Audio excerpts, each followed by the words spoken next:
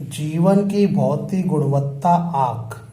जीवन की भौतिक गुणवत्ता आंक, ये 5 नंबर में आपको प्रश्न पूछा जाएगा। 5 मार्क का क्वेश्चन है, जिसे संक्षिप्त में PQLI के नाम से जाना जाता है। नागरिकों की प्राथमिक आवश्यकताएं पूरी हो। नागरिकों की प्राथमिक आवश्यकताएं पूरी हो। प्राथमिक आवश्यकताएं मतलब रोटी, कपड़ा, मकान, शिक्षा और स्वास्थ्य पूरी हो, इस बात को ध्यान में रखकर डेविस मॉरिस, ये आपको खास याद रखना है, डेविस मॉरिस ने जीवन की भौतिक गुणवत्ता आंक को प्रस्तुत किया, जिसे संक्षिप्त में PQLI के रूप में जाना जाता है। भौतिक जीवन की गुणवत्ता मापने के लिए 3 स्तर दर्शाए गए हैं, जिसे हम घटक के नाम से भी जानते हैं। जिसमें पहला घटक है शिक्षा का अनुपात, दूसरा घटक है अपेक्षित आयु, तीसरा घटक है बाल मृत्यु दर। इन तीनों घटक की अब हम परिभाषा जानेंगे। ठीक है, चलिए। सबसे पहला नाम है शिक्षा का अनुपात। देश में शिक्षित जनसंख्या के प्रतिशत के आधार पर, देश में शिक्षित जनसंख्या के प्रतिशत के आधार पर शिक्षा का अनुपात जाना जा सकता है। अपेक्षित आयु, बालक जन्म के समय से वह कितने वर्ष की आयु तक जीवित रहेगा, ऐसी अपेक्षा को अपेक्षित आयु कहते हैं। तीसरा घटक बाल मृत्यु दर, जीवित जन्मे प्रति 1000 बच्चों में से, जीवित जन्मे प्रति 1000 बच्चों में से 1 वर्ष की आयु पूर्ण किए बिना, जीवित जन्मे प्रति 1000 बच्चों में से 1 वर्ष की आयु पूर्ण किए बिना मृत्यु पाने वाले बच्चों की संख्या को बाल मृत्यु दर कहते हैं। अर्थात प्रति 1000 की संख्या में जन्म लेने वाले जीवित बच्चे 1 वर्ष की आयु को पूर्ण किए बिना, मतलब 1 वर्ष के पहले ही मृत्यु को प्राप्त हो जाए, ऐसे बच्चों की संख्या को बाल मृत्यु दर कहते हैं। तो ये आपने देखा जीवन की भौतिक गुणवत्ता के 3 घटक, शिक्षा का अनुपात, अपेक्षित आयु, बाल मृत्यु दर, और तीनों की परिभाषा। अब हम इसे विस्तार से समझेंगे। 3 बातें ही क्यों? जैसा हमने देखा कि जीवन की भौतिक गुणवत्ता के अंक में 3 घटक लिए गए, तो 3 बातें ही क्यों? इन 3 बातों के संदर्भ में यह संबंधित विश्वास पात्र आंक प्रत्येक देश में प्राप्त किए जा सकते हैं। अर्थात ये जो 3 बातें हैं, इससे संबंधित आंक प्रत्येक देश में मिलते हैं। दूसरा, ये 3 निर्देशांक प्रयास नहीं बल्कि परिणाम दर्शाते हैं। तीसरा, ये 3 बातें वस्तुलक्षी होने से कार्य की तुलना हेतु उचित स्तर बनाती है। शिक्षा पहला घटक पढ़ रहे हैं, शिक्षा का अनुपात अर्थात शिक्षा जीवन की भौतिक गुणवत्ता का महत्वपूर्ण मापदंड है। शिक्षा में वृद्धि व्यक्ति के कल्याण में, शिक्षा में वृद्धि व्यक्ति के कल्याण में वृद्धि दर्शाती है।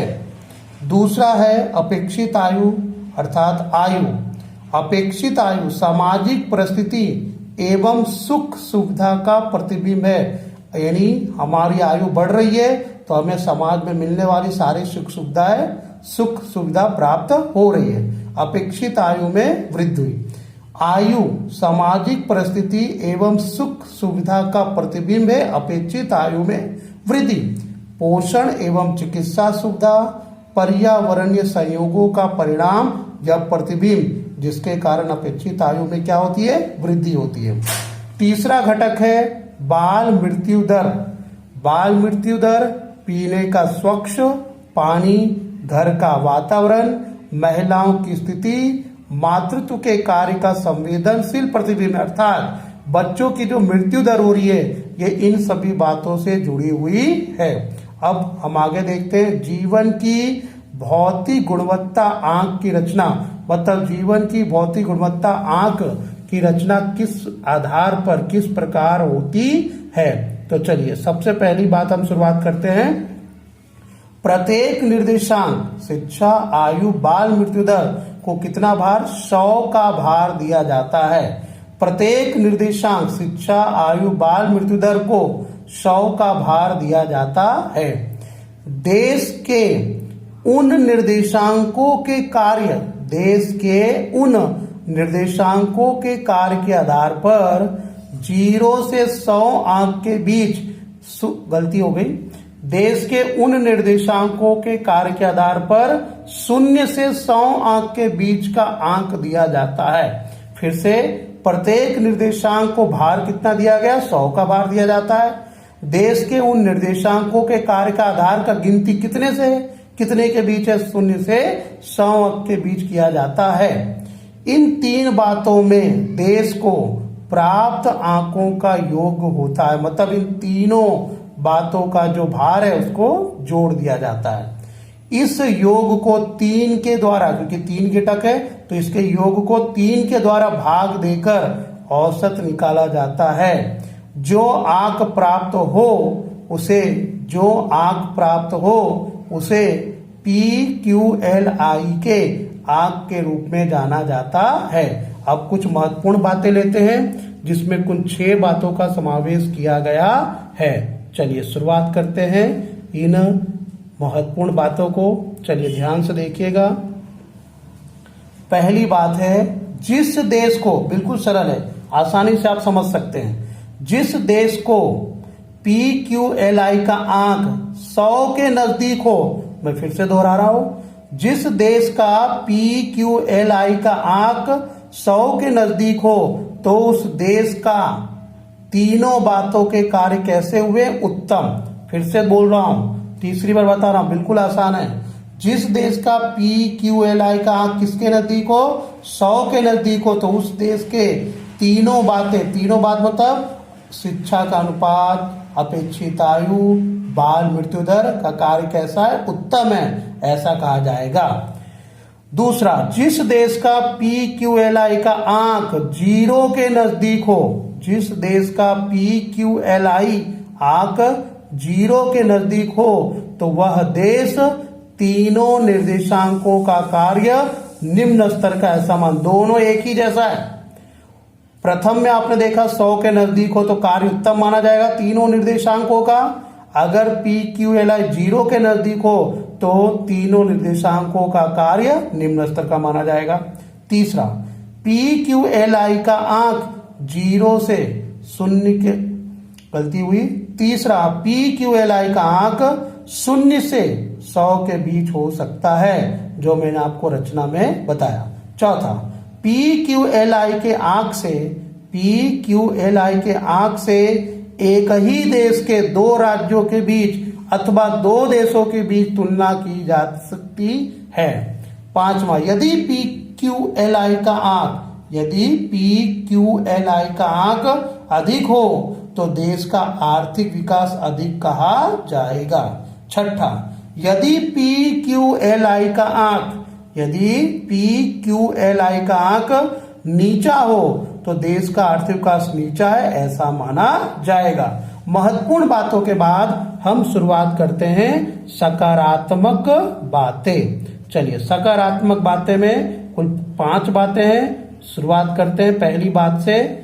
प्रथम बात आप देखेंगे सकारात्मक बातों में PQLI, पहली बात है PQLI में मानव जीवन के स्तर को स्पर्श करने वाली शिक्षा, आयु, स्वास्थ्य जैसी बातों का समावेश होता है। दूसरा, प्रति व्यक्ति आय के निर्देशांक की तुलना में PQLI श्रेष्ठ है। तीसरा, आर्थिक विकास के निर्देशांक के रूप में PQLI राष्ट्रीय आय एवं प्रति व्यक्ति आय की तुलना में इसकी मर्यादाएं कम है। मैं फिर से दोहरा रहा हूं, आर्थिक विकास के निर्देशांक के रूप में PQLI राष्ट्र आय और प्रति व्यक्ति आय की तुलना में इसकी मर्यादाएं कम है। अर्थात पिछले टॉपिक में पढ़ा था, राष्ट्र आय और प्रति व्यक्ति आय की जो मर्यादाएं, इन दोनों की तुलना में PQLI की मर्यादाएं कम है। चौथी सकारात्मक बातें, PQLI से अलग अलग देशों, देश के समूहों, एक ही देश में विविध राज्यों की तुलना हो सकती है। पांचवी सकारात्मक बातें, शहरी ग्रामीण स्त्री पुरुष के PQLI के आधार पर उनकी तुलना की जा सकती है। मर्यादाएं, पहली मर्यादा, PQLI में सिर्फ 3 ही बातों का समावेश किया है और इन 3 बातों के आधार पर देश का विकास हुआ है या नहीं सचोट रूप से नहीं कहा जा सकता। पहली मर्यादा, PQLI में सिर्फ 3 ही बातों का समावेश किया गया है और इन 3 बातों के आधार पर देश का विकास हुआ है या नहीं यह सचोट रूप से नहीं कहा जा सकता। दूसरा, सिर्फ औसत दर्शाता है। 3 निर्देशांक के प्राप्त आंक को 3 से भाग देने पर प्राप्त आंक PQLI है जो कि औसत है। औसत से उस देश की 3 बातों में अग्रिमता या पिछड़ापन नहीं कह सकते। तीसरी बात है, किसी भी देश की PQLI की दर ऊंची हो, किसी भी देश की PQLI की दर ऊंची हो तो देश का विकास दूसरे देशों की तुलना में अधिक है, ऐसा समान रूप से नहीं कह सकते। क्योंकि अगर मान लो वर्तमान समय में ये दर ऊंची हो लेकिन आने वाले भविष्य के समय में ये दर नीची हो जाए तो तुलना बराबर होगी नहीं। चलिए अब हम बात करते हैं चौथी मर्यादा के बाद। ठीक है, चौथी मर्यादा में देखिए, चौथा, 3 स्तर को मानव जीवन में एक समान महत्व दिए जाते हैं। 3 स्तर को मानव जीवन में एक समान महत्व दिए जाते हैं जो कि अयोग्य है। पांचवा, जीवन की भौतिक गुणवत्ता आंक में आय वृद्धि महत्वपूर्ण है। जीवन की भौतिक गुणवत्ता आंक में आय वृद्धि महत्वपूर्ण है जिसकी उपेक्षा की गई है। अर्थात जीवन की भौतिक गुणवत्ता में सुधार कब होगा? जब लोगों की आय में वृद्धि होगी और इस बात की यहां पर कोई भी जानकारी दी गई नहीं है। छठा, धनिक देशों की PQLI बढ़ने की गति धीमी होती है क्योंकि औसत आयु निश्चित हद से अधिक नहीं बढ़ाई जा सकती। और अंत में आता है वर्तमान स्थिति। विश्व में सन 2003 के बाद PQLI के 3 बातों के आधार पर बनने वाले आंक के बदले में मानव जीवन को स्पर्श करने वाली दूसरी 3 बातों का समावेश करके जीवन की गुणवत्ता आंक तैयार किया जाता है। तो ये हुआ आपका 5 नंबर का प्रश्न, जीवन की भौतिक गुणवत्ता का आंक, जिसमें हमने 3 घटक पढ़े। उसके बाद जीवन की भौतिक गुणवत्ता आंक की रचना किस प्रकार की जाती है, जीवन की भौतिक गुणवत्ता की महत्वपूर्ण बातें, सकारात्मक बातें, मर्यादाएं और वर्तमान स्थिति, ये सभी आपको 5 मार्क में मिलाकर पूछा जाएगा।